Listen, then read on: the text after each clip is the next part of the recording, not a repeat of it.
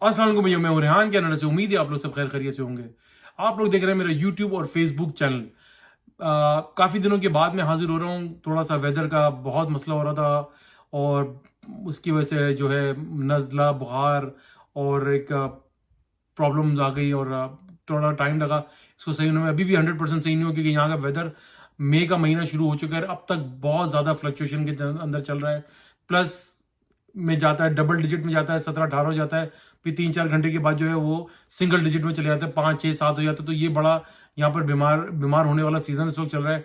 समझ नहीं आता कि किस टाइम एसी चलाएं, किस टाइम हीटर चलाएं और किस टाइम जो है वेदर को नॉर्मल रखें। लेकिन अपने आप को बस क्या करें, यहाँ पर अपने आप को अकोमोडेट करने की कोशिश करते हैं इस वेदर के अंदर और कोशिश करते हैं कि यार ठीक रहें। लेकिन आ जाती है नज़ला बुखार, ये सब चीज़ें, इन जैसी बीमारियाँ आ जाती हैं।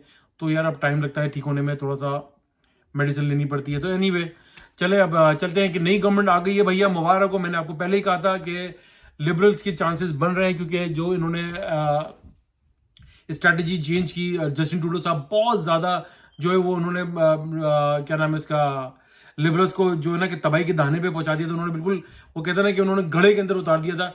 लेकिन देखें यहाँ पर लोगों का सेंस देखें, लोगों के जो है ना मूव्स देखें किस तरीके से चेंज होते हैं। कहाँ इस वक्त कहा जा रहा था, ओपनली कहा जा रहा था कि भाई अब इस बार तो कंजर्वेटिव आए ही आए, कंजर्वेटिव्स ने आना है और कंजर्वेटिव्स ने जो है छा जाना है। पियर पॉलियर साहब ने जो है बड़ी जबरदस्त कैंपेन चलाई हुई थी और बहुत ज्यादा वो बड़ा हार्ड टॉक्स कर रहे थे, बड़े जबरदस्त मूव्स के साथ आ रहे थे। लेकिन साथ में लिबरल्स ने क्या करा, जब उनके ऊपर बहुत ज्यादा प्रेशर आया, जब उनको समझ आ गई कि यार ये इलेक्शन जो है हम लोग लूज कर जाएंगे, तो उन्होंने एक स्मार्ट मूव लिया और अपनी जो है लीडरशिप चेंज की। जस्टिन ट्रूडो साहब ने स्टेप डाउन करा और मार्क कार्नी साहब को लेकर आया। मार्क कार्नी साहब का जो बैकग्राउंड है वो बेसिकली इकोनॉमिक्स का है, एक फाइनेंस का है, और उन्होंने आके जरा बड़े बड़े ऐलानात किए, जिसके बाद लोगों के माइंड चेंज हुए। लोगों ने कहा कि नहीं यार, ये एक बंदा है जो यहाँ पर कनाडा में जो फाइनेंशियल इश्यूज चल रहे हैं, यहाँ पर लोग लाइक हाउसिंग की क्राइसिस, जॉब क्राइसिस और बेतहाशा क्राइसिस ही क्राइसिस के अंदर ये कंट्री सो घिरी हुई है। साथ में अमेरिका के टैरिफ का डर पड़ा हुआ था और ये सब चीजें लेकर लोग बहुत खौफजदा है। लेकिन मार्क कार्नी साहब ने आकर बड़े मूव्स लिए और उन्होंने कहा कि भाई स्ट्रॉन्ग कनाडा, और उन्होंने कहा कि ये जो टैरिफ का जो मसले चल रहे हैं, मैं डोनाल्ड ट्रंप साहब के साथ बातचीत करूंगा और मैं इस मसले को हम सॉर्ट आउट करेंगे। लोगों ने उस बात को बाय करा और उनको वोट किया। और साथ में पियर पॉलियर साहब जो है कोई खातिर खा कोई प्लान ना दे सके, बस वो एक ही बात के पर जो है वो कायम रहे कि भाई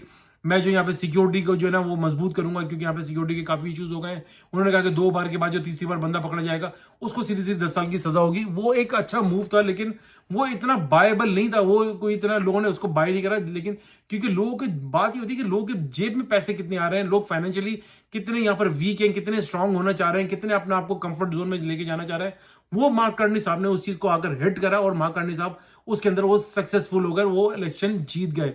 गो के ये इलेक्शन बहुत ज्यादा कोई बहुत क्लीन स्वीप जो है क्या नाम है आपका लिबरल्स पार्टी कर नहीं पाई है, लेकिन फिर भी बहरहाल वो अपना इलेक्शन वो जो है कंफर्टेबली जीत गए और पियर पॉलियर साहब जो है वो अपनी ही सीट हार गए। तो ये बड़ा यहाँ पर जबरदस्त यहाँ पर इलेक्शन हुआ। हमने भी जाके वोट करा और लिबरल्स को जाहिर सी बात है किया वोट जाकर।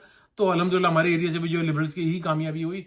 तो एनीवे अब जो है मैंने आपको पहले भी कहा था कि ये इलेक्शन जीतने के बाद भी लिबरल्स के साथ ज्यादा अब उम्मीद ना लगाइएगा।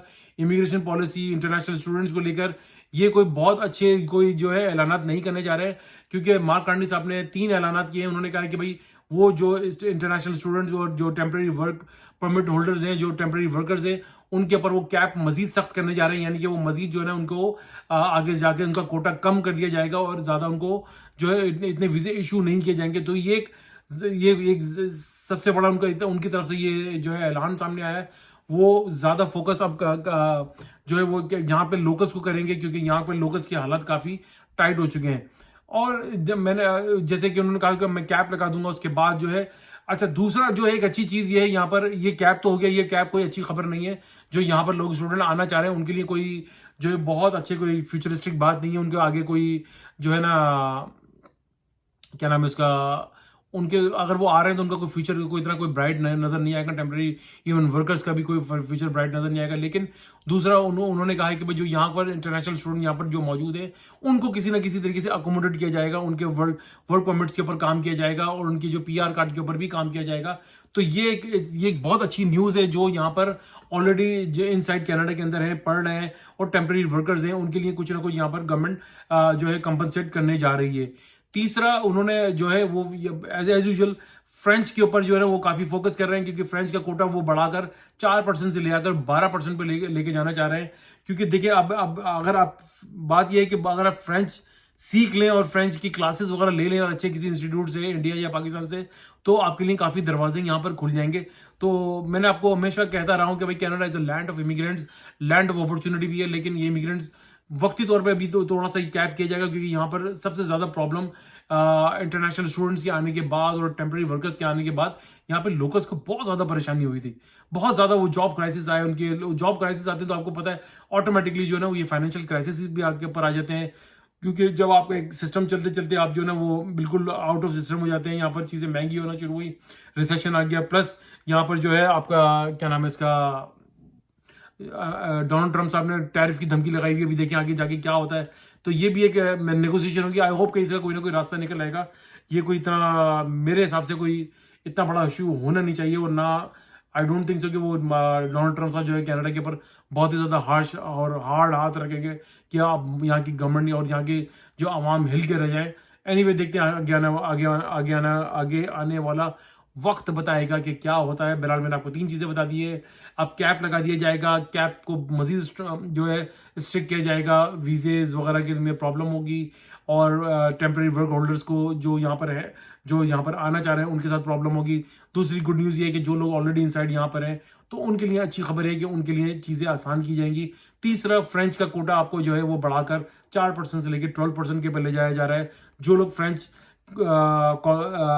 स्पीकिंग एरियाज में यहाँ पे कनाडा में आना चाह रहे हैं, क्वेबेक वगैरह में, तो वो अपनी फ्रेंच को इंप्रूव करें, फ्रेंच के अंदर अपनी फ्रेंच लैंग्वेज के अंदर डिप्लोमास कर लें और अपने पॉइंट्स को बढ़ाएं और इस सेक्टर के ऊपर अपना काम करें और यहाँ आकर अपनी जिंदगी को एक अच्छे से कनाडा में लाइक एज यूजुअल अपनी अच्छे से जिंदगी गुजारें। जो लोग, हर बंदा की ख्वाहिश होती है कि हम यहाँ कनाडा में आए और बहुत अच्छी जिंदगी गुजारें। ये तक का आज तक का काफी दिनों के बाद मैंने अपना व्लॉग बनाया।